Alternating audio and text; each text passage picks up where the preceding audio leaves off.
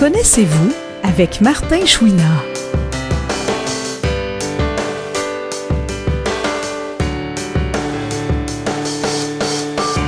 Aujourd'hui, Martin s'entretient avec le directeur général du Regroupement des aveugles et amblyopes du Québec, Antoine Perrault.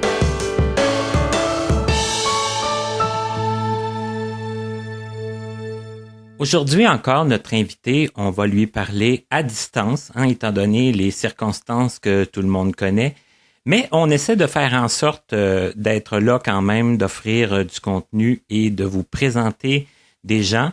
Mon invité d'aujourd'hui, je suis très content qu'il ait accepté. Je ne le connais pas beaucoup, mais il travaille dans le milieu des non-voyants depuis déjà un certain temps. Et c'est sûr que certaines personnes d'entre vous le connaissez, mais je vais essayer de le connaître en même temps que ceux qui ne le connaissent pas et de vous faire peut-être connaître des choses que vous ne connaissez pas non plus.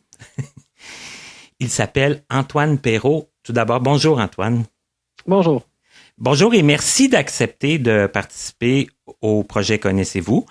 Donc, Antoine, toi, tu es directeur général du Regroupement des aveugles et amblyopes du Québec, qu'on va appeler le RAC, je pense, à partir de maintenant. Ça va être plus court. Je pense que ça va être moins long, pas mal. Et, mais avant d'arriver au RAC, moi, j'aimerais ça quand même en savoir un peu plus sur toi. Tu m'as dit que il n'y avait pas de problème à ce qu'on aille un petit peu dans ton enfance, dans ta jeunesse. Faut dire que tu n'es pas très vieux. J'avais eu ouï dire que... Je sais pas si tu es à l'aise de dire environ vers quelle année tu es né. 87. J'ai 32 ans bien tassé. Ça en va sur le 33 bientôt, là. OK. Mais on se demandait, moi et une autre personne tantôt, si tu avais 30 ans, mais tu les as. Oui, j'ai mes 30 ans. D'accord. Mais à quel endroit tu es né, toi, Antoine? Je suis né à Saint-Eustache, sur la rive nord de Montréal, mais j'ai rapidement déménagé avec ma famille à Saint-Hyacinthe. OK. En Montérégie. En Montérégie, pas super loin de... Ben, là, moi, faut dire qu'on est à distance aujourd'hui. Moi, je suis à Longueuil. Toi, je sais pas, tu es où d'ailleurs? Présentement, je suis à Granby. OK. Oui. D'accord. Donc, rapidement déménagé. Grosse famille, toi, Antoine? Non, un frère, un père, une mère. Un père, une mère, ça va quand même toujours bien pour partir le projet. Un frère plus âgé que toi ou? Un peu plus jeune. Un peu plus jeune, OK. Et toi, Antoine, quel genre d'enfant tu étais? Né fin des années 80, comme ça? Tranquille. Je pense que ceux qui me connaissent savent que j'aime bien parler, fait que je parlais beaucoup, j'étais tranquille. Tu as commencé à parler beaucoup déjà jeune? Ah oui. Je suis une personne très, très curieuse. J'ai commencé à poser des questions très, très vite, puis j'ai jamais arrêté, en fait. Ça aide quand même avec le métier que tu fais, je pense, aussi. Oui, ce serait bien embêtant si je parlais pas beaucoup. Donc, enfant curieux, bavard... à l'école, comment ça allait à l'école? Qu'est-ce que c'est tes souvenirs d'écolier? Moi, j'ai toujours aimé apprendre, j'ai toujours aimé l'école. Donc, ça allait très bien. J'avais des bonnes notes. Je travaillais fort. J'étais pas un enfant qui avait une facilité innée à l'école. Beaucoup d'heures d'études ont fait que j'ai eu des bons résultats scolaires, mais j'aimais ça, fait que c'était pas difficile pour moi. OK, c'était pas une corvée pour aller à l'école. Non. Mais il fallait quand même mettre de l'effort. Oui. Beaucoup d'heures d'études, mais ça a fini par payer. Et c'était quoi tes matières préférées, toi, dans ce temps-là?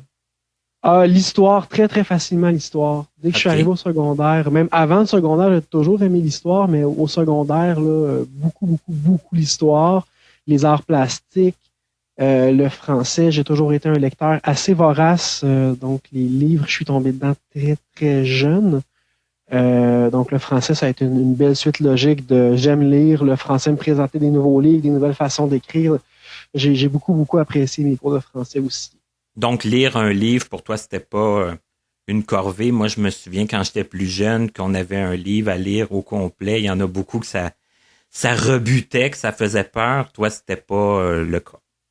Non, souvent, le problème, c'était que j'avais fini le livre à la première semaine qu'on l'avait reçu. Fait qu'il fallait que je le relise une deuxième fois pour les tests, parce que je m'en rappelais plus. OK, pour te remettre...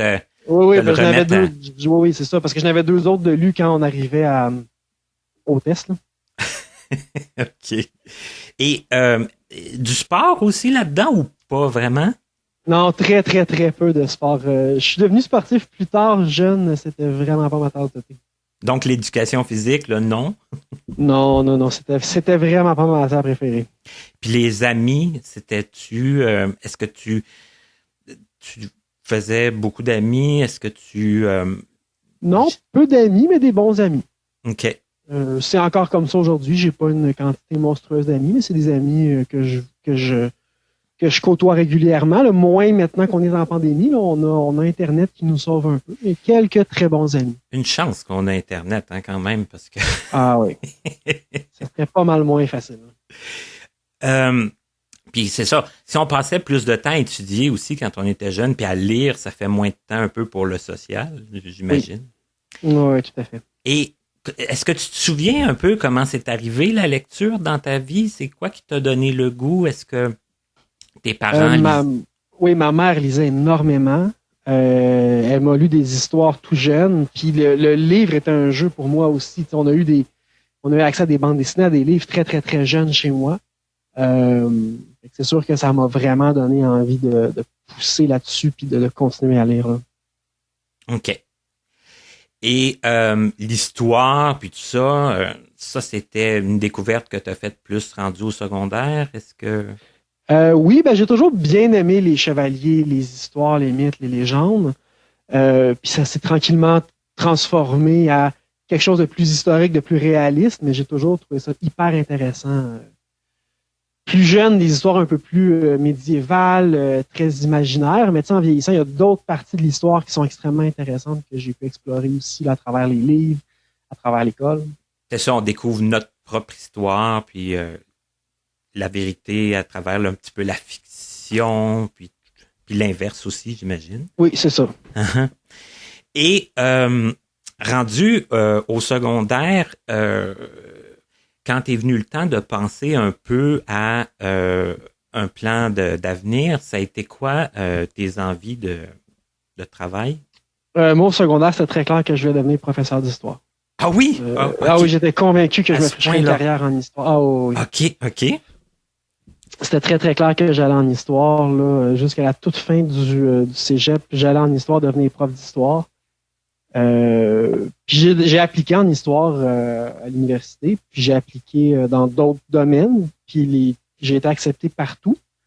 Puis j'ai pu choisir, puis finalement, la dernière minute, j'ai changé d'idée, puis je me suis dirigé vers le social. Mais tu parles d'université au cégep, t'as fait quoi? Sciences humaines. OK, t'as fait sciences humaines. Sciences humaines, moi j'ai adoré les sciences humaines au secondaire, c'était clair pour moi que je voulais continuer là-dedans. La socio, l'anthropologie, j'ai beaucoup aimé l'économie, étonnamment, parce que j'ai jamais été une tête très axée mathématiques, mais j'ai adoré l'économie, j'ai adoré la science politique. Ça a été un très, très beau... Je sais qu'il y a beaucoup de personnes qui vont au DEC en sciences humaines en disant « Ah, je sais pas trop quoi faire, c'est une belle porte d'entrée. » Moi, j'ai vraiment aimé mes années cégep en sciences humaines. Et tu avais quand même des idées pour l'après, là. C'est que c'était pas comme juste en attendant. Ou... Ah non, tout à fait. Moi, j'avais prof d'histoire. Dans ma tête, c'était très, très clair. C'est ça. Et là, tu as appliqué en histoire, tu as appliqué en travail social, c'est ça? T'as appliqué? Oui, c'est ça. Okay. J'ai appliqué en travail social aussi. Puis le travail social, comment tu as su que ça t'intéressait aussi? J'ai toujours été une personne très critique dans ma vie au secondaire. Ça a commencé, j'ai toujours eu un intérêt pour la politique au secondaire aussi. Quand je suis arrivé au cégep, j'ai trouvé ça vraiment intéressant, les cours de sciences politiques. J'ai trouvé ça vraiment intéressant, le côté plus social que pouvait représenter la politique aussi. Quand j'ai appliqué en travail social, c'était très clair pour moi que je ne me destinais pas à devenir intervenant individuel. Dans ma tête, c'était vraiment l'action collective qui m'intéressait. Là. OK. Ça a commencé au secondaire, mes intérêts, ça a continué au cégep. où je m'étais impliqué dans certaines causes. Puis c'est vraiment ça qui a fait pencher la balance entre l'histoire puis le travail social. Je me demandais, est-ce que j'ai envie de travailler dans des livres toute ma vie, ou si j'ai le goût d'avoir un rôle plus actif. Puis finalement, ça a été le rôle plus actif qui a gagné, là. De travailler dans des livres, puis je veux pas comme dénigrer le rôle des professeurs, mais d'avoir à répéter souvent, peut-être d'année en année, puis de... Ben, c'est ça. Puis j'ai fait beaucoup d'animation puis d'enseignement dans mes premières années de travail quand j'ai commencé dans le communautaire, puis j'ai adoré ça. Je pense que j'aurais bien aimé aussi être enseignant, mais il y avait un côté de moi qui trouvait que effectivement, répéter tout le temps la même chose puis devoir enseigner, suivre un manuel, ça m'attirait un peu moins, là. OK. Et là, pendant que tu étais à l'université en travail social, est-ce que tu avais une idée un peu vers quelle clientèle qui t'intéressait? Est-ce que... Ben, moi, c'était très clair que j'allais... En travail social, il y a 4 grandes écoles. Ça a peut-être changé. Ceci dit, ça fait quand même un petit bout de temps que j'ai obtenu mon bac, là. Mais il y avait l'intervention individuelle, de groupe, famille, puis il y avait l'action collective. Moi, c'est vraiment l'action collective. Dès que je suis arrivé là, c'est ce qui m'intéressait. Okay. J'ai eu la chance, d'ailleurs... Je ne sais pas s'il existe encore, parce que je sais qu'il me manquait d'étudiants, mais mon stage en 3e année, c'est un stage qu'on fait qui s'étend sur 1 an. Moi, il s'est fait en action collective. C'est vraiment difficile. Là, je pense que dans ma cohorte, on était 10 ou 12. Là. C'est pas l'option la plus populaire, mettons. Ouais. Mais j'ai eu la chance d'avoir ça avec un professeur spécialisé en action collective. Puis mon stage s'est fait en action collective. Fait que moi, c'était très clair que je voulais travailler en mobilisation, en défense des droits, en changement social. Fait que ouais, je suis vraiment rentré dans cette optique-là. D'ailleurs, je suis pas travailleur social, je fais pas membre de l'Ordre des travailleurs sociaux du Québec. Donc, je n'ai pas le titre TS. Là. Moi, dans ma tête, ce que je voulais faire, c'était vraiment dans le communautaire de l'action sociale. OK. Et là, tout le temps de tes études, ça s'est bien passé, ça répondait à tes attentes, à tes besoins. Oui. Ben, t'es pas le genre d'étudiant là, qui a étiré ses études pendant longtemps. Là. Ah non, moi j'ai gradué très jeune. Là. J'ai fait cégep secondaire, secondaire, cégep université d'un coup. Sans faire de changement puis de doublure puis tout ça. Là. Aucun changement, aucune doublure, aucun retour, aucune pause d'un coup. Aïe, ben c'est quand même rare de nos jours. C'est quand même je pense que j'ai eu la chance de savoir ce que je voulais faire, ce qui n'est pas une chose que tout le monde a. Non, c'est ça. Hein, il y en a beaucoup qui trouvent ça très jeune pour avoir même ne serait-ce qu'une idée précise ou qui sont souvent déçus des fois après. Quand tu as terminé tes études, est-ce que tu as eu ou est-ce que tu as travaillé pendant tes études? Est-ce que tu as eu des expériences de travail à ce moment-là? Ou si oui, ben en fait, dans le domaine, non. Okay. Moi, ça faisait un bout de temps jeune. Au secondaire, je pense, fin secondaire, j'ai commencé à travailler comme animateur de camp de jour. OK. Un emploi que j'ai vraiment beaucoup aimé. Là, je l'ai gardé extrêmement longtemps parce que je trouvais ça agréable. Moi, l'été, je quittais mon appartement à Montréal pour retourner chez mes parents à Saint-Hyacinthe.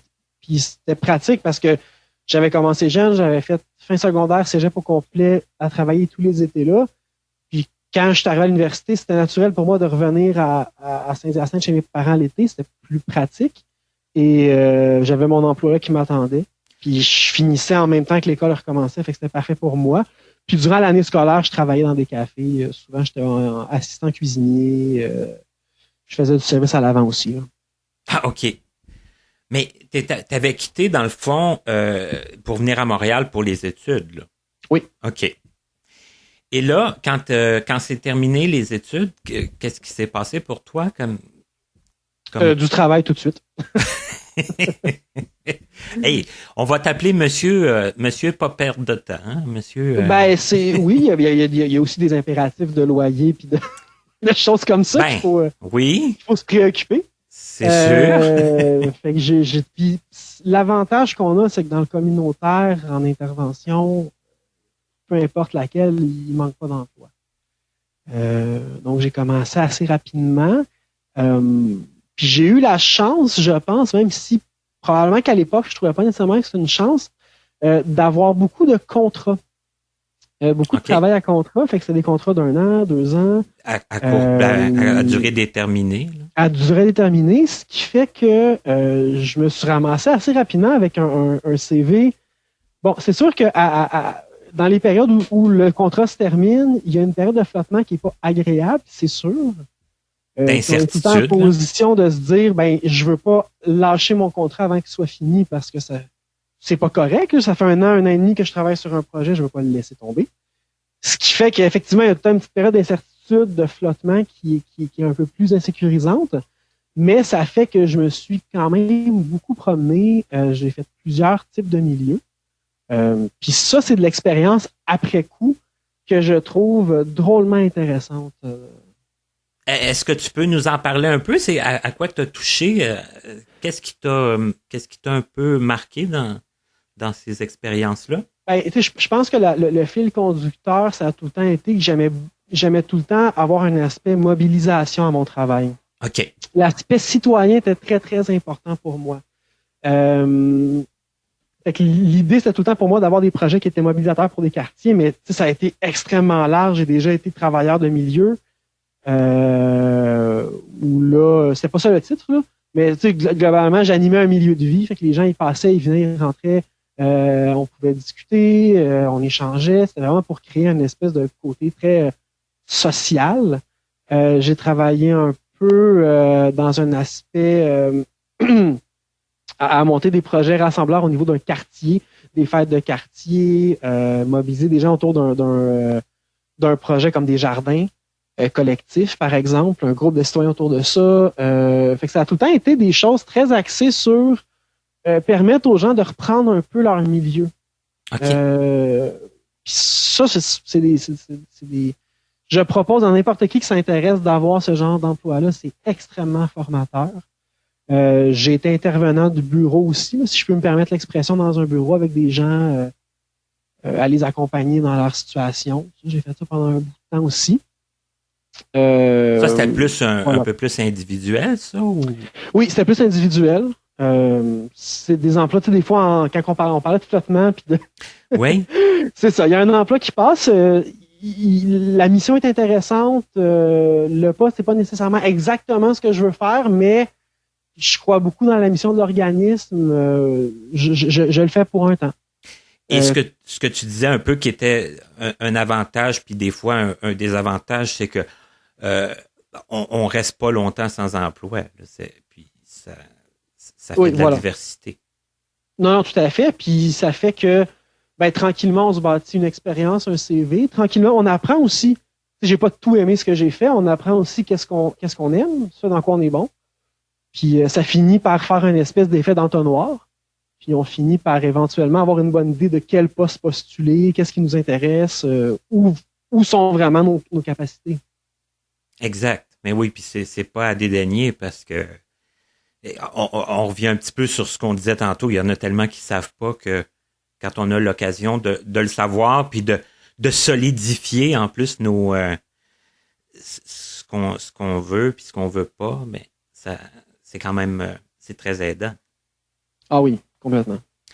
Et là, parce que je veux pas arriver au RAC trop vite, ou en tout cas, je vais arriver au RAC quand ça arrivera. Là. Est-ce qu'il y a eu autre chose avant le RAC ou si as-tu eu des emplois plus long terme avant ou non? La moyenne comme je dis, c'est beaucoup des contrats. Oui. Mais le contrat le plus long que j'ai fait, je pense que c'est un contrat d'à peu près 2 ans. OK. Ce qui est quand même un beau ce qui était quand même un beau défi parce que il y avait beaucoup de choses attachées à ce contrat-là, de mobiliser des quartiers. Puis 2 ans, c'est dommage parce qu'on aimerait ça que les projets durent plus longtemps pour vraiment créer une mobilisation solide. Mm-hmm. Mais 2 ans, c'est quand même un beau moment, un bon moment pour bâtir quelque chose d'intéressant dans un quartier. OK, c'est assez 2 ans quand même pour implanter quelque chose. Ça dépend du quartier. Puis j'ai pas la prétention d'être un professionnel théorique de ça, fait que je peux pas dire ailleurs comment ça peut se passer. Nous, on a quand même créé quelque chose qui a perduré dans le temps. Je suis content, là, puis ceci étant dit, on était chanceux parce que j'étais pas le seul projet qui avait pour but de transformer le quartier. Fait que je pense que ça a été un gros effort collectif. Mais c'était vraiment des très, très, très belles années.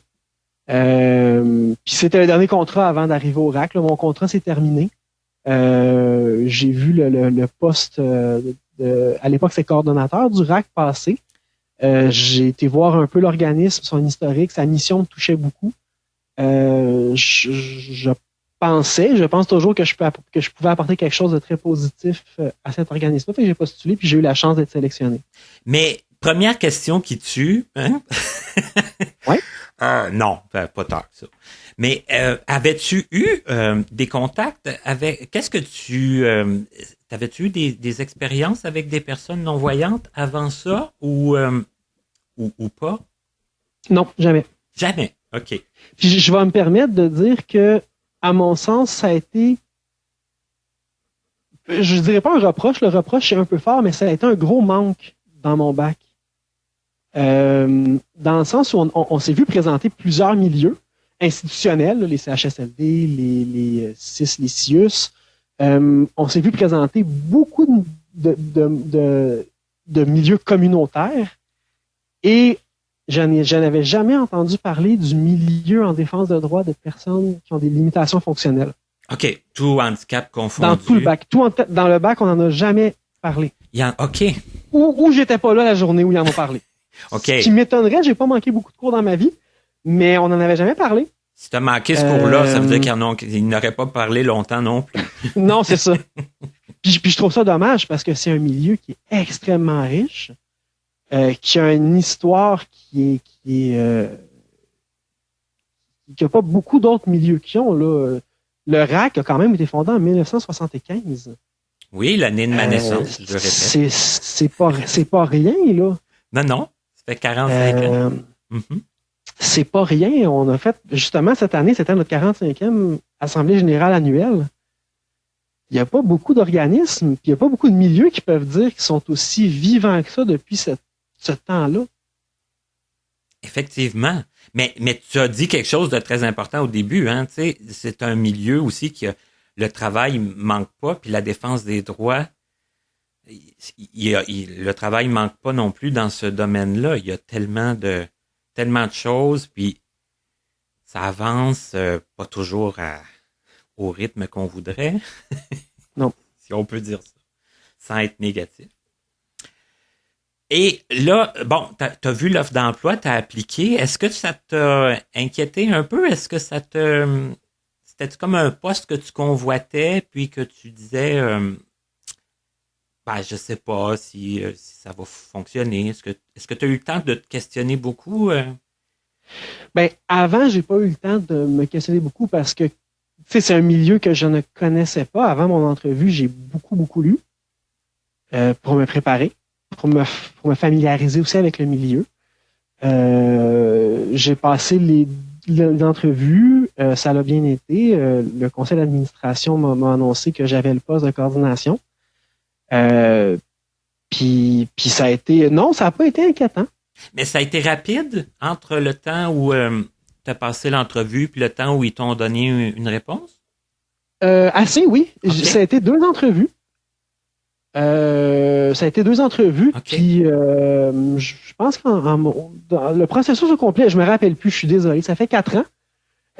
Mais ça n'a pas été si long que ça, non. OK, il n'y a pas eu un grand délai d'attente. Non. OK. Et là, moi, je suis curieux, hein, mais si jamais je suis trop curieux, tu me le dis. Mais comment ça a été ton arrivée au RAC? Tu sais, les premiers jours, les premières semaines, comme c'était pas un milieu que tu connaissais beaucoup, est-ce que tu as trouvé que... Là, je veux pas répondre à ta place, là, mais est-ce que tu trouvais qu'il y avait beaucoup de vocabulaire? Est-ce que tu as été comme un peu... dépassé ou si tu t'en es bien sorti, en tout cas assez vite? Je pense m'en être bien sorti assez vite et j'ai été très, très chanceux pour ça. C'est sûr, j'aime beaucoup lire. Il y avait beaucoup de lectures à faire. Je me suis plongé tête baissée dans ces lectures-là, mais j'ai aussi été extrêmement chanceux parce que le conseil d'administration du RAC de l'époque et encore aujourd'hui. Il a changé, mais il reste extrêmement intéressant et supportant. Mais j'ai vraiment eu beaucoup, beaucoup de support de la part du conseil d'administration. T'en as passé en entrevue certaines personnes, d'ailleurs, de ce conseil-là. Oui, mais j'ai déjà été sur le conseil aussi. Hein? Ah bon, ben voilà. Mais... Il y a beaucoup, beaucoup de monde oui. qui ont été sur le conseil, mais le conseil a été extrêmement supportant. Ils m'ont formé. Toutes les parties d'expertise qui me manquaient, de savoir qui me manquaient, soit ils m'ont pointé vers la bonne direction, soit ils m'ont donné de la formation, ils m'ont supporté. Je dirais que ça l'a vraiment bien été. Donc, tu t'es senti appuyé, tu t'es senti bien dirigé, puis... Oui, puis tu sais, j'ai eu la chance. C'est sûr que moi, au-delà des études, c'est une chose les études, mais il y a aussi, je pense, beaucoup les intérêts personnels. Mais je suis une personne... une de mes passions à l'extérieur de la job, ironiquement, c'est tout ce qui est gouvernance démocratique. La vie collective des organismes communautaires, c'est quelque chose qui m'intéresse beaucoup. Je lis beaucoup là-dessus. J'ai lu beaucoup de théories. Puis j'ai eu la chance de l'étudier aussi, cette passion-là. Quand je suis arrivé au RAC, le conseil d'administration avait un plan très clair de vers où il voulait aller. Puis c'était intéressant parce que c'était vraiment dans mes valeurs, c'était aussi dans mon expertise. Donner de la, ouvrir les portes du RAC, rejoindre les membres, travailler à notre vie associative, la développer, l'améliorer. Elle était présente, on avait une belle vie associative, mais le but du CA, c'était de l'amener plus loin. Puis on a travaillé vraiment ensemble là-dessus. Là. Mais là, le CA, dans le fond, tu le vois pas si souvent que ça. Tu étais en contact avec des membres du CA à distance aussi. Est-ce que c'est comme ça que ça a fait? Ah oui. C'est ça? Ben, tu sais, dans le fond, au RAC, on a 4 grands comités qu'on a mis sur pied quand je suis arrivé, là, des comités permanents. Ils ont un peu évolué dans le temps, mais chaque comité qui travaille sur un dossier précis au RAC a un porteur de dossier au niveau du CA. OK. Donc, moi, cette personne-là, c'est ma référence au niveau du CA, en dehors des rencontres, pour discuter de nos enjeux. En plus de ça, ben, il y a la présidente du RAC. À l'époque, c'était Mme Francine David. Maintenant, on a eu une élection, c'est rendu Mme Carole Giguère. Ben oui, j'ai appris ça. Je leur parle sur une base régulière, tant au porteur de dossier qu'à la présidence. Mais là, Antoine, juste avant qu'on aille trop loin, j'aimerais ça qu'on explique brièvement, mais parce que je suis conscient qu'il y en a peut-être qui savent pas exactement c'est quoi le RAC, dans le sens où le RAC, c'est un regroupement d'associations. C'est pas comme tel une association où les membres communiquent directement. Là, c'est vraiment comme un regroupement d'associations. C'est ça. Et les associations qui sont membres du RAC, ben, ils sont partout dans le Québec. Oui. Mais dans le fond, je pense que la meilleure image pour présenter le RAC, c'est ce qu'on appelle un organisme de deuxième ligne. Donc, effectivement, nos membres à nous, c'est pas des individus. Les membres de nos membres, c'est des individus. C'est ça. Donc, nous, on a des membres qu'on appelle des membres affiliés qui représentent des régions administratives. Donc, ça, c'est les membres officiels qui représentent une région. Une ou plusieurs, dépendamment des associations. Et on a des membres affinitaires qui sont des membres qui ne représentent pas nécessairement une région administrative, mais qui considèrent que notre mission est importante, qui veulent se tenir au courant et qui veulent s'impliquer au RAC. Voilà. Mais pour monsieur, madame, tout le monde, puis là, on va donner comme, admettons, comme exemple, le RAM, parce que le RAM est membre du RAC. Là, je mentionne le RAM, pas pour faire du favoritisme, là, parce que c'est la région à laquelle je suis rattaché. Donc, moi, si j'ai des choses admettons, à faire valoir, faut que je passe par mon association auquel je suis rattaché. C'est ça. Et c'est le RAM qui lui, va faire la connexion comme avec le RAC. Oui, Mm-hmm. C'est ça. OK. Là, je pense que ça va être un peu plus clair pour les gens qui savent pas ce rouage-là. Là, tu me parlais des principaux, des dossiers, des comités que, oui. Dans le fond, et qui ont été mis en place suite à ton arrivée, c'est ça? Oui. Okay. Ben, en fait, c'est comme je te disais, la chance que j'ai eue, c'est que le RAC, quand je suis arrivé, était déjà en marche vers un objectif précis. Fait que moi, j'ai pu embarquer dans le train. Le CA m'a permis d'embarquer dans le train à ce moment-là. On a mis en place 4 grands comités. OK. Je peux te les nommer si tu veux. Là. C'est vraiment nos 4 grands axes sur lesquels on fait la défense de droit. Oui, ben j'aimerais ça. J'aimerais ça que tu nous les nommes puis que tu nous en parles un peu, là, principalement. À l'époque, on avait 4 comités: accès à l'information, transport et déplacement sécuritaire, conditions de vie décentes. Ça, je prends un petit moment pour l'expliquer. Les autres sont assez évidents à comprendre. Lui est plus large un peu. Quand on dit conditions de vie décentes, là, on parle de tout ce qui est revenu. Donc, emploi, tous les programmes de solidarité sociale, éducation. Fait que c'est nos 3 grands champs dans ce comité-là. Et à l'époque, on avait le comité vie associative qui a fait un gros travail de refonte des communications du RAC avec ses membres, qui a fait un gros travail de vie associative, justement. Et on s'est rendu compte au fil des années, on s'était dit à l'époque, en fait, que dès qu'un dossier qui touchait la réadaptation arrivait dans nos paniers, on va dire, on regarderait à quoi il s'approche le plus. Est-ce que c'est plus en déplacement? Est-ce que c'est plus en accès à l'information? Puis on l'enverrait au comité approprié. Ce qu'on s'est rendu compte au fil du temps, c'est qu'il y avait tellement de dossiers réadaptation qu'on avait besoin d'un comité réadaptation. Donc, on a mis le comité vie associative sur pause et on a maintenant un comité réadaptation. OK. Parce que c'était beaucoup ça, là, autour de ça. Disons que c'est un comité actif. OK. Mais le dossier vie décente, oui. Parce que tu parlais de travail, tu parlais de dans le fond des revenus que les gens sans emploi peuvent toucher, j'imagine que c'est ça.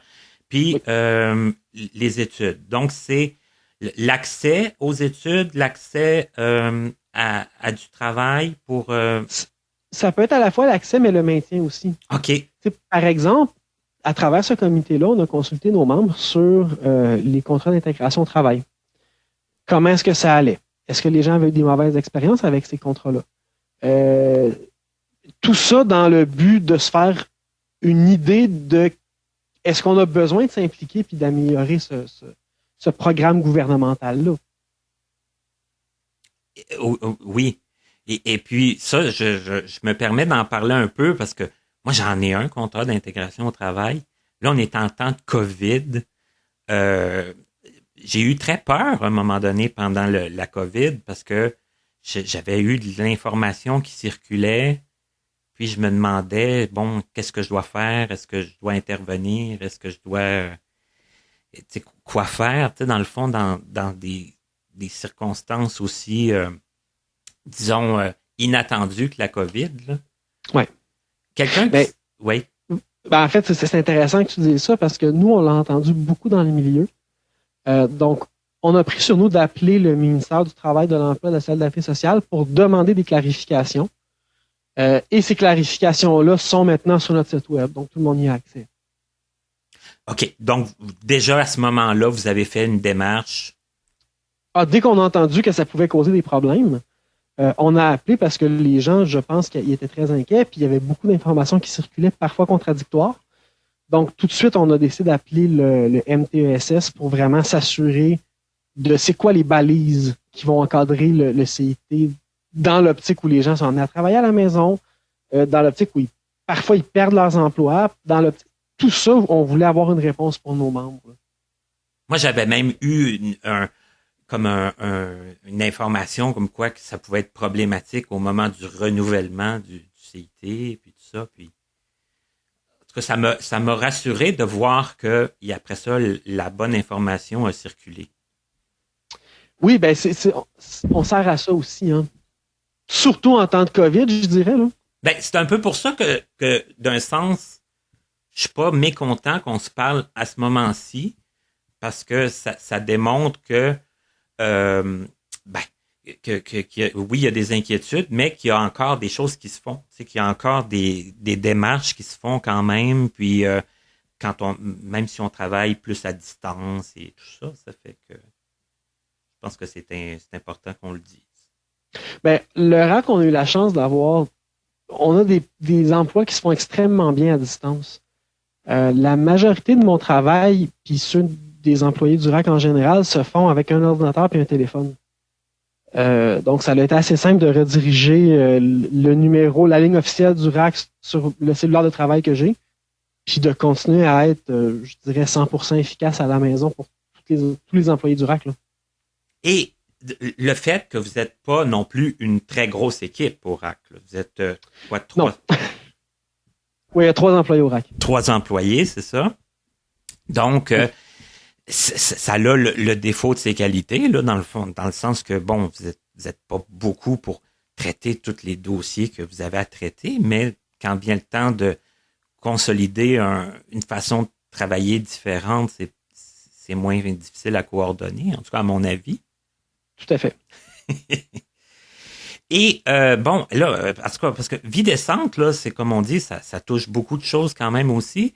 Mais quand on parle de transport, est-ce que tu veux faire un petit peu le tour de ce que vous regardez un petit peu en ce moment dans les différents dossiers? Est-ce que là, je vous dirais que le problème qu'on a actuellement, c'est que la majorité de nos dossiers, c'est COVID-19 puis COVID-19. Mais on a quand même beaucoup de dossiers qu'on a travaillés. En transport, dernièrement, une des grosses réussites qu'on a eues, c'est la norme des signaux sonores qu'on a réussi à modifier à 3 reprises de mémoire pour l'améliorer. Donc, c'était un gros travail étalé sur plusieurs années, fait avec le MTQ, le ministère des Transports du Québec. On est arrivé avec 3 belles modifications. Je rentrerai pas dans les détails. Là, c'est sur notre site web, allez-y. C'est des modifications très techniques qui fait qu'on pense que ça va améliorer les signaux sonores au Québec. On s'est impliqué beaucoup. Un des premiers dossiers qu'on a eu au RAC quand je suis arrivé, ça a été la modification du Code de sécurité routière qui s'est étalée sur très longtemps. Dernièrement, on a travaillé sur les aides à mobilité motorisée, qui sont, par exemple, ce qu'on appelle les AMM, là, donc les quadriporteurs, les triporteurs, avec le projet pilote, qui peuvent aller, maintenant, qui n'est plus un projet pilote, là, peuvent être sur les trottoirs. Donc, nous, on avait des enjeux au niveau de la sécurité, parce que c'est souvent des véhicules qui sont électriques, donc relativement silencieux. Voire très silencieux. Donc, on se demandait les dangers que ça pouvait créer. On en a discuté avec le ministère des Transports du Québec. On a fait de la représentation là-dessus. Fait que ça ressemble à ça, nos dossiers de transport. Là. OK.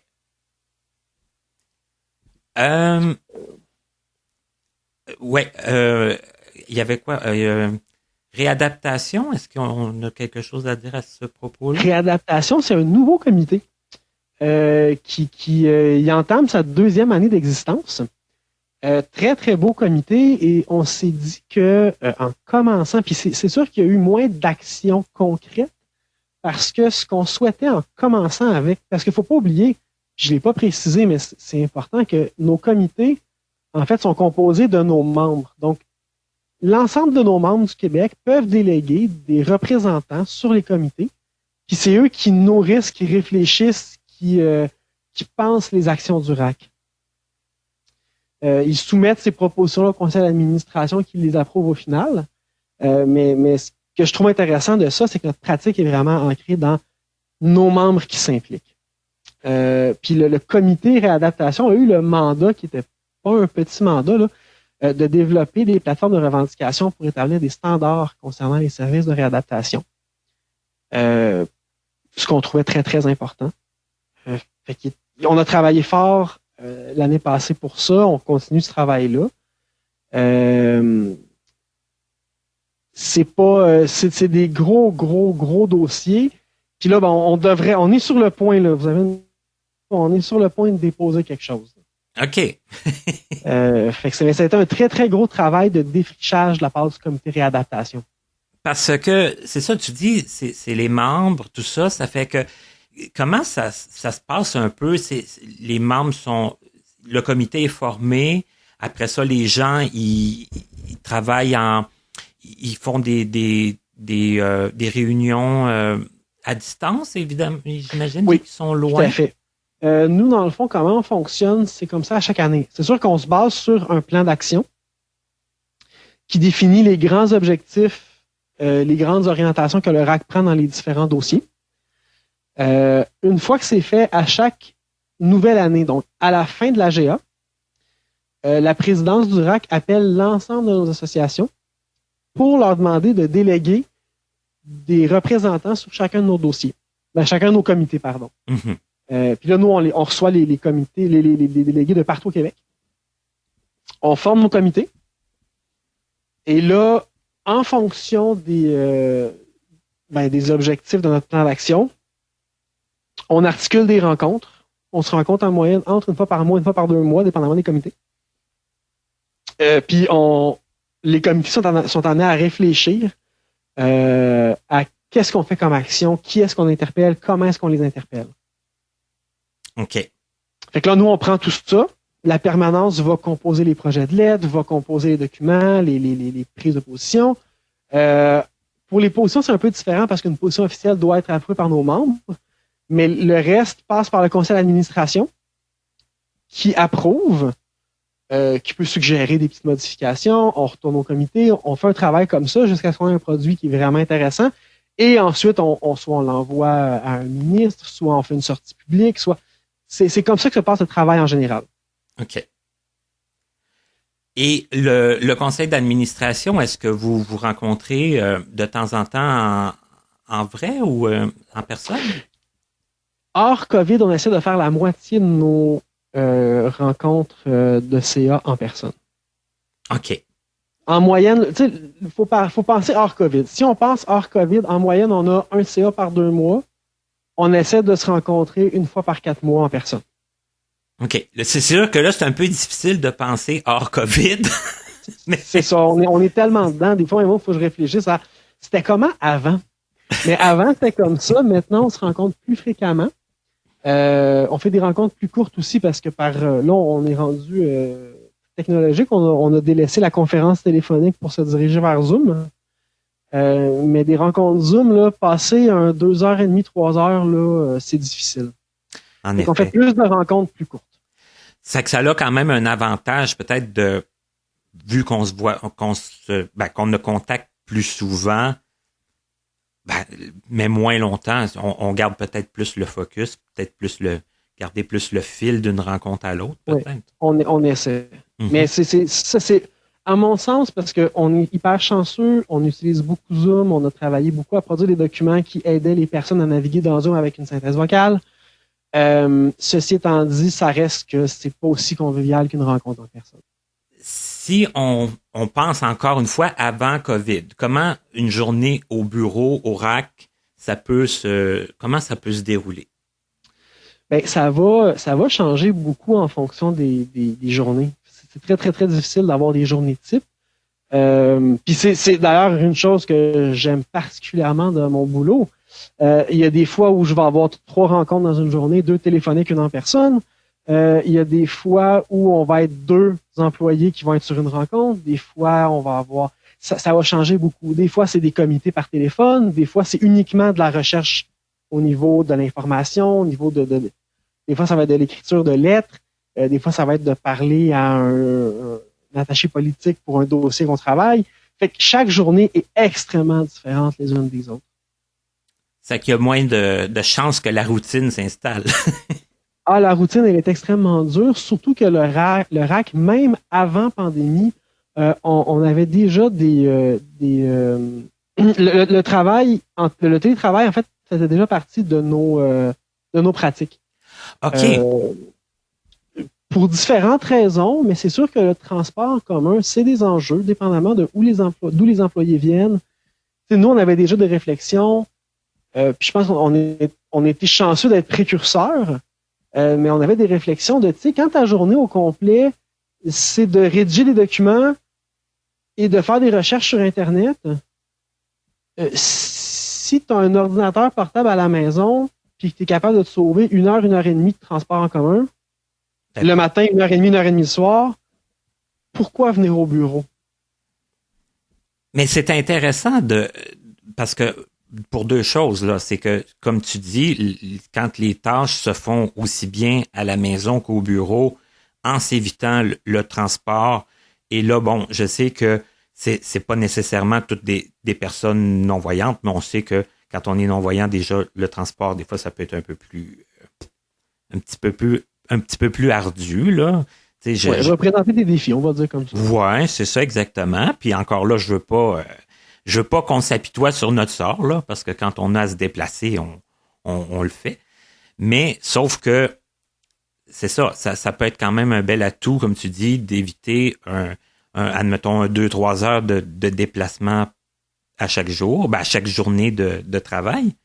Et en plus, ce que j'en comprends, c'est que, bon, quand est arrivé la COVID, l'implantation du télétravail était déjà pas mal faite, donc c'était moins un déroutement pour les gens. Tout à fait. Puis, tu sais, je reviens sur quand on parle de transport, de déplacement, c'est sûr que dépendamment du mode de déplacement utilisé, tu sais, il y a des choses qui peuvent. Tu sais, nous, je sais par exemple, ça a été une des choses qui nous a amené cette réflexion-là. L'autobus pour se rendre dans nos bureaux, c'est P9. P9 est en travaux pour les 3 prochaines années. P9 ne passe plus. C'était rendu une roulette russe de savoir, si... pas une roulette russe, une roulette... un jeu de chance, là. Je cherche mes mots là-dessus, mais le jeu de la roulette, en fait, pour savoir où est-ce que l'autobus débarquait la personne, ce serait accessible.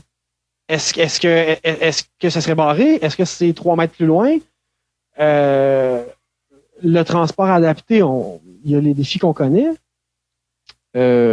Ça a drôlement aidé notre réflexion de si la personne a un portable puis qu'elle n'a pas besoin de venir au bureau, est-ce que c'est nécessaire? Effectivement. Là, moi, j'ai un petit peu plus de misère à figurer parce que je sais que le RAC a déménagé quand même. Là. Oui. C'était plus au même endroit qu'avant. Mais c'est ça. Quand les travaux se mettent de la partie, là, puis on sait que c'est pas rare. Et puis à Longueuil, on est aux prises avec cette situation-là aussi oui. fréquemment. Donc, en tout cas, c'est une bonne chose. Je crois que c'est une belle ouverture pour les gens de pouvoir bénéficier de cette opportunité-là. Oui, je pense que ça nous a drôlement, comme tu dis, aidé dans le temps de COVID. Oui, j'aimerais ça parce que tu disais, tu parlais beaucoup de COVID, mais est-ce que ça a nécessité beaucoup de changements, de plans, de nouvelles priorités, la COVID au RAC? Est-ce que ça... Oui, c'est sûr que nous, en fait, les premières semaines, on analysait un peu ce qui se passait, puis on se disait, bon, comment est-ce qu'on va réagir à ça? Parce que là, on va pas s'en cacher, hein, c'est une situation assez inhabituelle pour tout le monde. Faut penser vite, hein, Oui, puis quand je disais comment est-ce qu'on va réagir à ça, la grosse réflexion qu'on se faisait, nous, c'était comment est-ce qu'on va... En fait, c'est quoi l'impact que ça peut avoir sur les personnes qui ont des limitations visuelles? Parce qu'il faut pas oublier qu'au début, c'était très incertain, on savait pas trop ce qui se passait, il y avait pas une tonne de décisions prises par le gouvernement, fait qu'on savait pas trop sur quel pied danser. Et là, il a commencé à tomber un premier dossier où je pense que c'était de mémoire le guide d'auto-soin. Oui. N'était pas accessible. Oui. Mais pas du tout accessible. Et c'est là où il a fallu réagir rapidement. Le RAC habituellement, on ne fait pas pour le gouvernement. C'est quelque chose auquel on tient mordicus. Là, le gouvernement doit rendre quelque chose accessible. C'est pas à nous de le faire sur le côté. Ceci étant dit, devant l'importance que ça avait d'avoir ce document-là accessible, nous, on l'a rendu accessible dès, je pense, 2 jours après sa publication ou 3 jours. Et on a interpellé le gouvernement à plusieurs reprises pour non seulement qu'il y ait une version accessible sur le site web, mais aussi qu'ils produisent des documents alternatifs en médias substituts, en audio, en braille, en gros caractères. Ce qui a été fait, ça a pris un temps fou, mais ça a été fait. Et à partir de ce premier dossier-là, les dossiers n'ont pas arrêté de tomber. Que ce soit les aménagements extérieurs que les villes faisaient, je dirais pas en sauvage, là, mais pas loin. Ben, disons très rapidement. Oui, très rapidement, puis sans penser à l'accessibilité universelle, puis sans penser est-ce que les personnes vont pouvoir se repérer, est-ce que ça va être dangereux?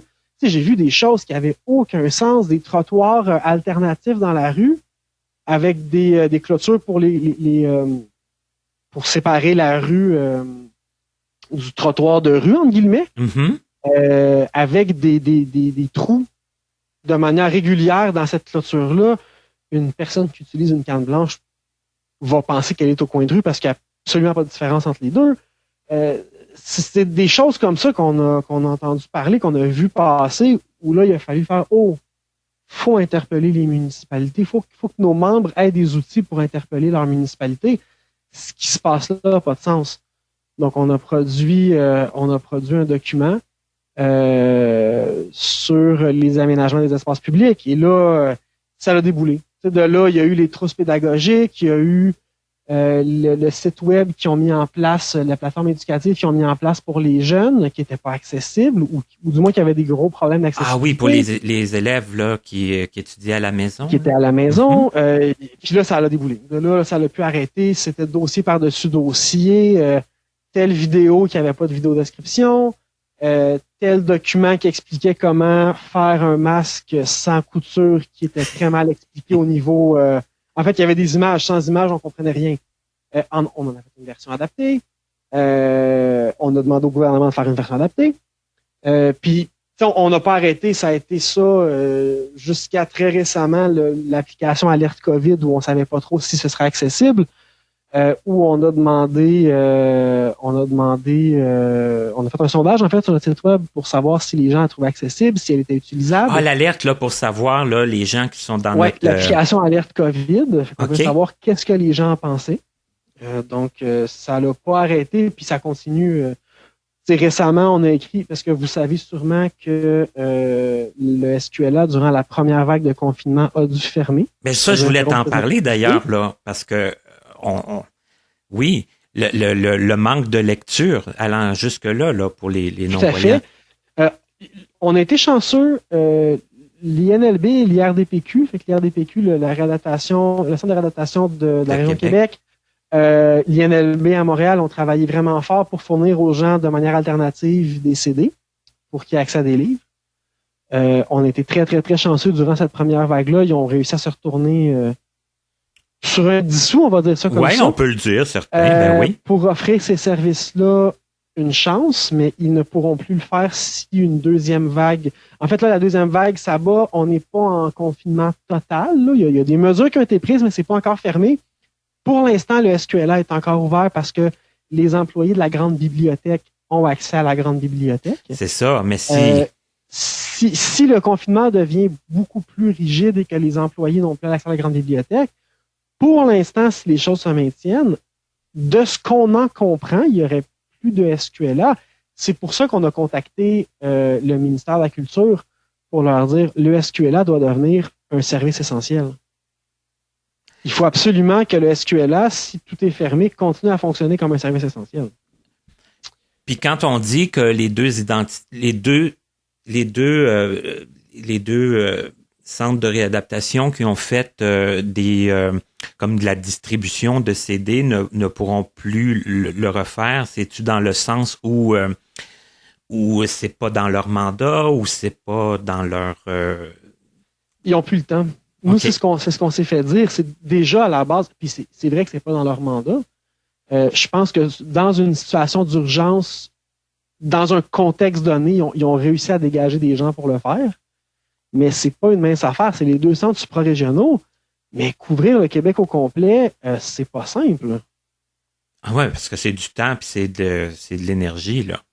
En dehors de ce qu'eux autres ont à faire. Ben oui, c'est ça, en surplus d'options, c'est pas simple. Là. Alors que, comme on dit, il faudrait que le Service québécois du livre adapté devienne un service essentiel. Puis, bon, ce sera à eux de mettre en place le mécanisme là, pour que ça fonctionne. Puis, tout à fait.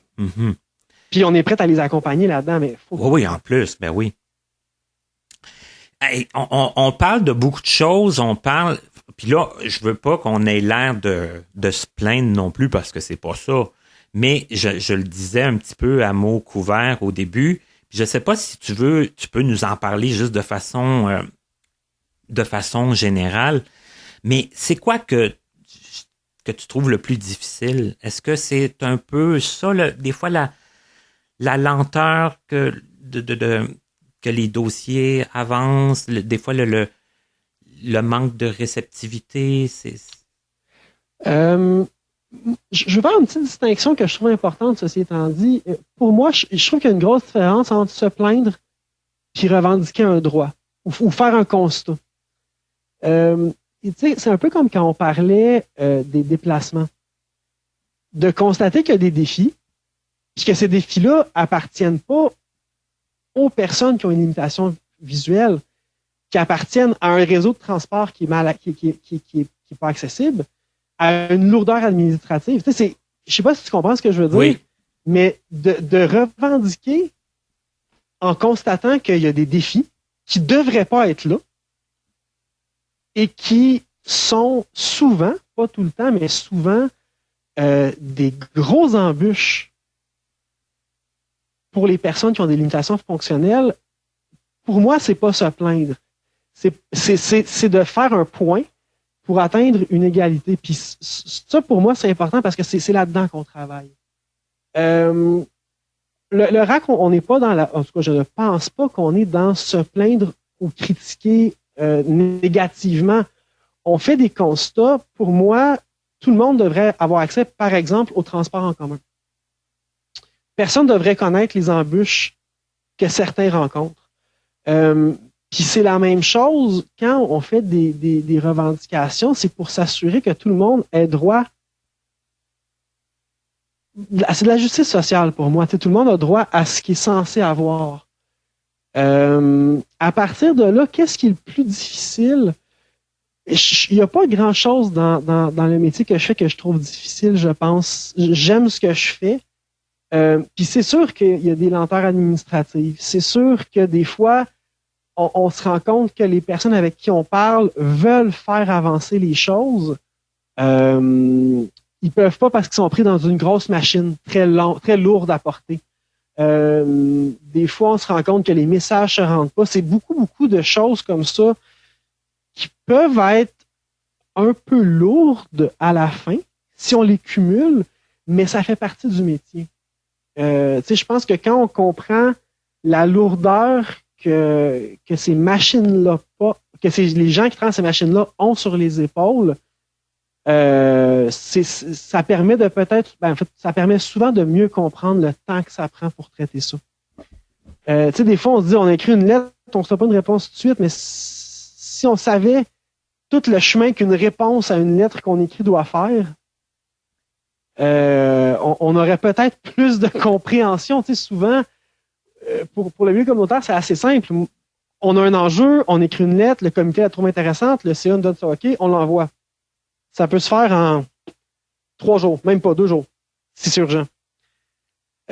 Pour qu'un fonctionnaire rédige la lettre, l'envoie à son supérieur, qui la corrige, qui la redescende, que ça se recorrige, que ça remonte, que lui l'envoie à son supérieur, qui la redescende, c'est un jeu de ping-pong incroyable. Fait que, quand on comprend, j'imagine que c'est un peu moins frustrant. OK.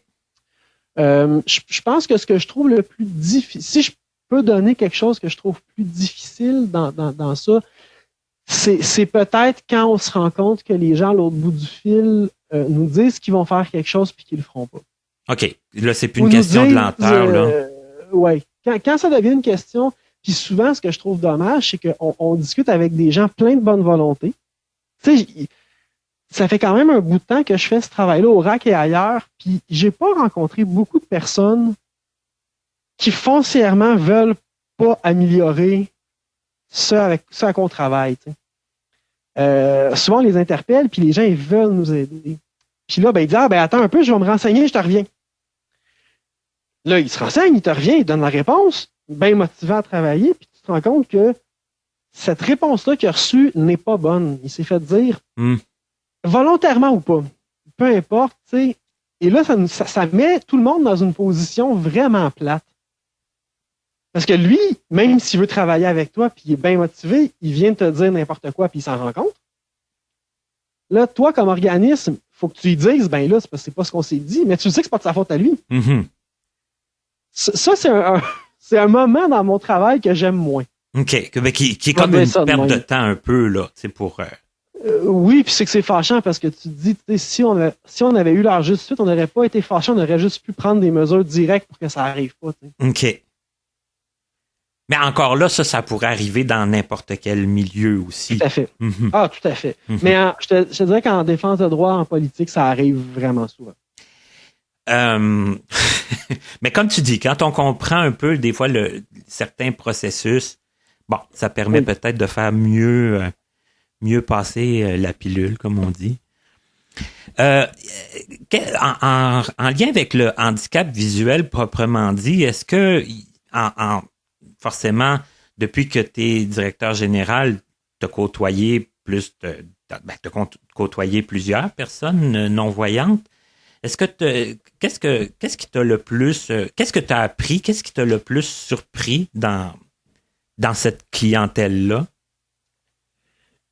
Je sais pas si c'est de la surprise. Moi, c'est un milieu que je connaissais pas du tout. C'est pour ça que je m'attends qu'il y a peut-être des choses qui t'ont plus... moi, je vais dire ce que j'ai trouvé le plus intéressant après 4 ans au RAC. Là, ce que je constate, c'est à quel point le milieu des personnes handicapées visuelles est mobilisé. Tu sais, comme je disais, je me suis promené beaucoup. J'en ai fait des AGA dans ma vie. J'en ai organisé, j'ai assisté. Je me suis promené. Puis, c'est fou à quel point les salles sont tout le temps pleines. À quel point, quand on consulte nos membres, on a des réponses. Il y a un historique, je ne sais pas si on peut dire militant, là, mais il y a un historique d'implication, de militance que je trouve vraiment impressionnant, que beaucoup de milieux actuellement ont de la misère à garder vivant, on va dire. Mm-hmm. Puis dans le milieu des personnes handicapées visuelles, là, c'est impressionnant. Tu sais, on parle avec les gens sont courants des dossiers, les gens sont curieux de savoir qu'est-ce qui se passe. J'ai des appels de partout au Québec qui me demandent tel dossier, on est rendu où, qu'est-ce qui arrive avec ça, vous pensez à ça. Il y a vraiment, je ne sais pas d'où ça vient quand on le compare à d'autres milieux, mais c'est extrêmement, moi je trouve en tout cas que c'est extrêmement motivant parce que des fois, je sais que dans des milieux, quand c'est difficile d'avoir des gens à ton AGA, quand c'est difficile d'avoir des retours de tes membres, ça devient difficile d'être motivé. Donc, là, ce que tu remarques, c'est que là, il y a des gens qui sont là, mais les gens sont pas juste là pour être là. Là, c'est qu'ils sont intéressés, ils sont au courant, puis ils demandent aussi des suivis, ils demandent... Oui, puis juste d'être là, de mémoire, ça fait 4 AGA que je fais au RAC. On n'a jamais d'inquiétude sur le quorum, là. Tout le monde vient tout le temps ou à peu près. Il y a des exceptions, mais tout le monde vient tout le temps. Assez amplement pour avoir le quorum, pas avoir à s'inquiéter à ce niveau-là. Mais c'est même pas assez amplement. S'il y a trois membres qui viennent pas, c'est beaucoup pour nous. Oui. Ça en est à ce point-là. Puis pour un regroupement, c'est encore plus impressionnant, là. Il y a un historique de participation que je trouve vraiment, vraiment intéressant dans le milieu. Oui. Non, mais c'est ça, c'est juste que je pense à mes expériences passées où, tu sais, des fois, c'était... Tu sais, si on avait une dizaine de membres à un AGA, c'était un beau succès, là. Tu sais, les salles sont remplies, puis les gens me disent, tu sais, il y a une couple d'années, c'était 2 fois plus que ça, là. Quand même, wow! C'est impressionnant, là, des AGA à 40, 50, 60, avec des gens qui posent des questions, qui s'impliquent. Fait que, tu sais, auprès de nos membres, c'est inspirant, puis ça remonte jusqu'au RAC où les gens, c'est historique la participation aux AGA, les gens viennent. Tu disais que tu t'étais beaucoup promené. Faisais-tu référence depuis que tu es DG ou tu t'étais promené un peu avant? Ah, avant, tu sais, moi, ça fait longtemps que je suis dans le milieu communautaire. Avant ça, je m'impliquais dans d'autres milieux militants. Fait que, comme je te dis, j'en ai fait des AGA, j'en ai fait beaucoup, j'en ai fait des assemblées citoyennes, j'en ai fait des... Puis, tu sais, vraiment, là, la participation puis l'implication que les gens ont, c'est impressionnant. Impressionnant. Et là, depuis que tu es DG, tu te promènes aussi dans les autres AGA des membres du RAC? Ça dépend. Des fois, on m'invite. Okay. Des fois, on m'invite. C'est sûr que là, il y a une limite de... C'est plate, là, il y a une distance. Là. Des fois, je peux pas me permettre de prendre 3 jours pour me rendre à une place, 3 jours pour revenir. Malheureusement, j'aimerais ça. Quand je suis capable, parce que le déplacement se fait très rapidement, parce que c'est dans une région à côté d'où je suis, ça me fait toujours plaisir d'y aller. Sinon, il y a tout le temps des méthodes alternatives par Zoom, par Skype, il y a plein d'options. Mais j'essaie tout le temps d'être là si on me demande d'être là pour parler de nos dossiers, pour présenter un petit peu le RAC. Je trouve ça important. Et est-ce que tu remarques des différences dans les autres régions, comme si on compare ces régions-là avec Montréal, où c'est un peu les mêmes problématiques, c'est un peu les mêmes dossiers qu'on cherche à... Il y a des dossiers qui sont très similaires. Il y a des dossiers qui peuvent être un peu différents. C'est sûr que les réalités de transport adapté, par exemple, quand je dis qu'il y a des défis, il y a des défis partout. Les défis sont très, très différents, ceci étant dit. Quand on parle de transport en commun, les défis, c'est la même chose. C'est comme un transport adapté. Il y a des défis partout, mais les défis sont très, très différents dépendamment des régions. Mais il y a des défis qui sont très, très similaires aussi. Ce que je trouve intéressant aussi, c'est que chaque association, en fonction de son CA, de son historique, de sa direction, change du tout au tout. Tu sais, chaque association est très différente. Puis c'est ce qui est intéressant aussi, parce que ça donne chaque AGA a une couleur très particulière. Mm-hmm. Fait que, tu sais, quand je suis capable de faire plus qu'un AGA dans une même année, c'est intéressant parce qu'on voit que c'est complètement différent d'une région à l'autre. Ben, c'est intéressant quand même d'avoir d'autres des différents points de vue puis différentes situations, différentes facettes. Écoute, je pense qu'on a fait un pas pire tour de... On a fait un pas pire tour d'horizon? Ben, je pense que oui. Avant qu'on termine, là, si j'échappe pas mon micro. Bon, avant qu'on termine, j'aurais le goût de savoir en dehors en dehors de tes tâches de DG, qu'est-ce qu'on fait pour décrocher, comme passe-temps dans la vie, comment ça se passe quand on a du temps libre? Mon Dieu, beaucoup de camping. J'aime bien la randonnée, le camping, être dehors. Je suis un fervent pratiquant de yoga. Je fais pas mal de yoga aussi. OK. Je suis pas mal gros joueur d'échecs, fait que ça aussi, ça occupe pas mal de mes soirées. Ben c'est très varié, en plus, là, les 3 choses que tu viens de nommer. C'est très varié. J'aime beaucoup la musique. J'écoute beaucoup de musique. Je suis un avide joueur de Donjons Dragons. OK. Je joue aussi à Donjons Dragons. J'ai quand même assez de passe-temps pour me tenir occupé dans mes temps libres. Là. Ben, c'est fantastique. Puis la lecture, j'imagine, encore aujourd'hui. Moins qu'avant. OK. Mon travail me demande beaucoup de lecture visuelle. Fait que j'essaie de décrocher un peu des livres quand je ne suis plus au travail. OK. Ben, mais encore toujours un peu de livres. Quand même, hein? Ben, en tout cas, Antoine, moi, j'ai trouvé ça très intéressant. C'est pas complètement par hasard non plus que je t'ai demandé de participer au projet Connaissez-vous. Je pense que oui, c'est un plus que tu sois venu nous parler aujourd'hui. Mais je t'ai vu, je pense la première fois et peut-être la seule que je t'ai croisé, c'était à une AGA du RAM où tu étais là comme participant, je crois, là. et que on t'avait demandé de parler des dossiers du RAC et ça faisait pas si longtemps, ça fait au moins 2 ans, je pense, cette assemblée-là, c'était pas l'année passée, moi j'y étais pas. Et je me souviens que Pascal Dussault, en tout cas, elle avait été bien impressionnée de ta performance. Alors, je dirais merci. et moi-même par la même occasion, parce que je l'ai pas dit au début, mais un peu quand même. Ça fait drôle de parler à un directeur général de 32 ans, tu sais, qui quand on s'est parlé en pré-entrevue, t'as dit, ben là, arrête de me vous voyez.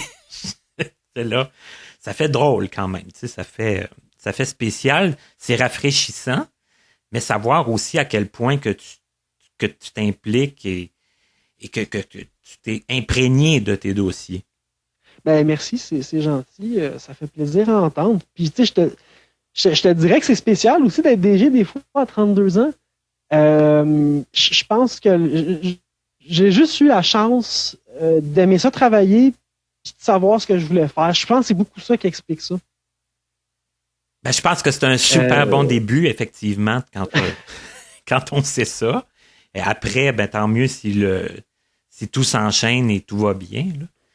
Mais de savoir ce qu'on veut, d'aimer travailler, de ne pas avoir peur du travail, de ne pas avoir peur des causes, des fois, comme on disait tantôt, des fois qui avancent pas nécessairement à notre goût, mais quand même, tu sais, quand il y a des pas qui se font, j'imagine que ça, c'est très satisfaisant. C'est comme Oui, puis c'est sûr que moi, ce que je trouve intéressant dans mon travail, puis tu sais, quand on parle de l'approche par et pour, que je trouve très importante, tu sais, mon travail, je le perçois beaucoup comme un travail de s'assurer que les membres, c'est eux qui s'expriment. Tu sais, puis c'est pas simple comme travail de mettre en place toutes ces structures démocratiques-là, mais moi, je trouve que c'est quelque chose de tellement important, puis je trouve qu'un document, une lettre, tu sais, quand les demandes, quand les besoins qui sont exprimés dans une lettre, quand la défense de droit qu'on fait vient de nos membres, même si ça a pris plus de temps, même si ça a demandé plus d'énergie à produire, c'est quelque chose de tellement enrichissant. C'est vraiment un métier que je me considère comme extrêmement chanceux de faire, là. D'enrichissant puis qui a répondu à des besoins réels. Oui, ben oui, puis c'est là où le travail prend tout son sens, là. Mais tu sais, tantôt, on discutait un peu, j'ai dit le mot plaindre, puis tu sais, bon, dans le fond, c'est parce que puis je suis tout à fait d'accord avec ce que tu as dit aussi, mais c'est que des fois, il y en a je sais qu'il y en a dans le milieu des non-voyants qui ont la gâchette facile, là, et tu sais, des fois, ça arrive qu'on va manquer de gens pour militer, là, ça fait que tant mieux si toi, tu dis que tu as l'impression que les gens participent puis que les gens c'est des gens comme ça qu'on a besoin. C'est des gens qui se plaignent pas, mais qui ont pas peur de demander, de signaler les choses qu'ils trouvent qui sont pas correctes, puis d'essayer de faire en sorte que ça réponde plus à des besoins. Ouais. Ouais. C'est ça. C'est la beauté du métier. Ben, c'est une très belle beauté puis une très belle vision que tu nous as donnée aujourd'hui, Antoine. Et je te remercie beaucoup d'avoir accepté de t'offrir, de participer au jeu de mon entrevue. Merci à toi. Merci et bonne continuité. Puis à une prochaine. On se recroisera très certainement dans une autre assemblée après COVID. Ben, j'espère. Quelque part. Pour se serrer la main. Parce que c'est sûr que là, faire des entrevues à distance, il n'y a pas le contact humain. Non. Mais on se reprendra oui, on se reprendra. Une autre fois. Parfait. Un gros merci. Merci.